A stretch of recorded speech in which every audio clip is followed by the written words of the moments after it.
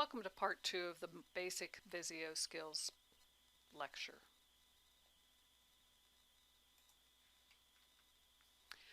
Multiple diagrams can be easily created within one Visio file. You have embedded in Visio multiple page features. This is similar to how we have the multiple tab worksheets in Excel, all within one workbook file. And you can name the pages different things. In the example shown here, I've changed from the default page 1 to figure 1, page 2 to figure 2.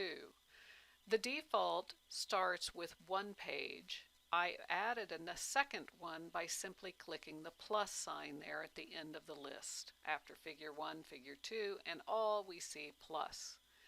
You can easily move, add, again. It works very similarly to how they work with tabs in Excel. Simply click and drag on a tab name or a page name and pull to the left or right to move it. To add a new one, click the plus sign. To get rid of one, simply right-click and select the delete option.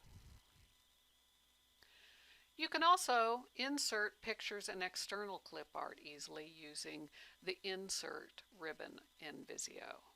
Pull in files from external, maybe you have pictures of company employees, company buildings that you want to include in your org charts can be easily done.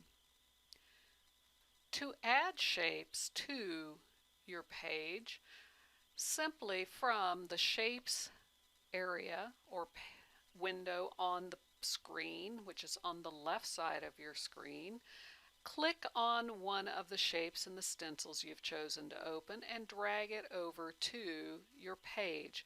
Drop it in the approximate location you would like it to show when you print your sheet. And then you can start by adding another shape. Once you have the shapes on the screen, you can start aligning them more easily. So put them in approximately the location you would like them in, and then if necessary, lasso shapes together or select multiple shapes using the click on method where you click a shape, hold the control key, click the next shape, till you have selected all the shapes that you would like to say align to the top of that shape, or maybe you want them to be in one column so you want them to line up neatly, and then you can work on aligning the shapes. On your home ribbon of Visio, you have an Arrange group.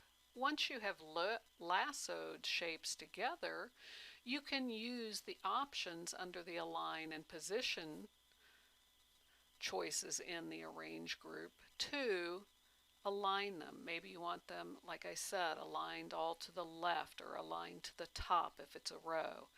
You can then arrange them that way. You could also use the nudging method. I use nudging when I just want to move something a little ways. And so I select the shape and then I use the arrow keys on the keyboard. It will nudge a shape by a half of a grid line box, whichever direction I am pushing the arrow key for.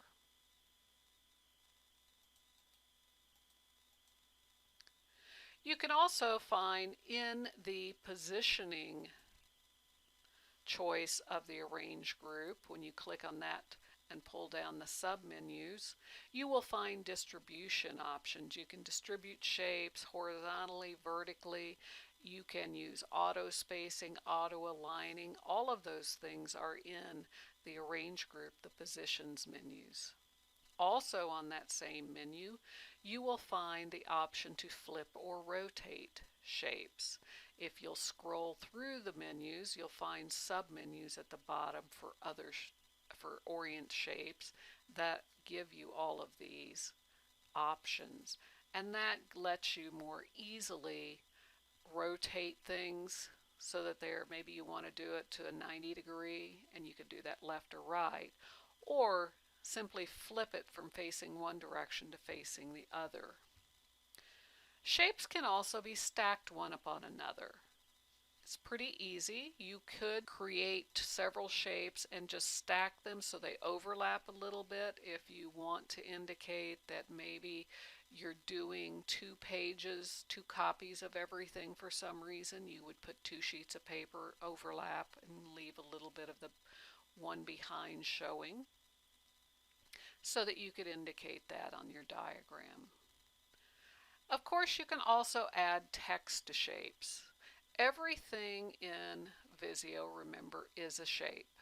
When we drag things over from the stencils, those are what we standardly think of as shapes, and you simply double click on that and the embedded text box will become available to you to start typing. Some shapes have multiple text boxes. You can also put shapes in that are lines. We'll talk about how to do that in a moment. And these lines also have embedded text. Another way to add text is to add a separate text box. On the home ribbon, we had our pointer tool, our connector tool, and our text tool. The text tool is used to create a text box. And you can put text in there that is not attached to any shape. Sometimes you want text that is purely standalone. Other times you want to put text on a shape that is not in the same location the embedded text box for that shape is. So you would use a standalone text box. If necessary, you can layer it onto the shape so that the text is displayed as well as the shape.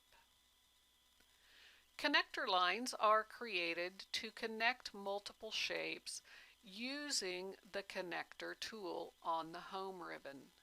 When I click on the connector tool and hover over a shape, the connecting point, some shapes have one, others have multiple, will be highlighted as a little black square, and when I get close to it with my cursor, it turns green. When I hover over that, click, drag over to the connection point on the next shape, and when it turns green, I let go.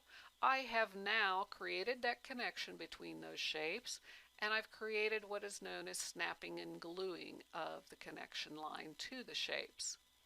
This means when I try to move one of the shapes, the line goes with it and the shapes stay connected because they are snapped and glued together. This is a good thing because we often find ourselves modifying our diagrams, and we like our lines to stay connected to the shapes so that we can more easily modify them without needing to redraw our lines. That's the end of this lecture.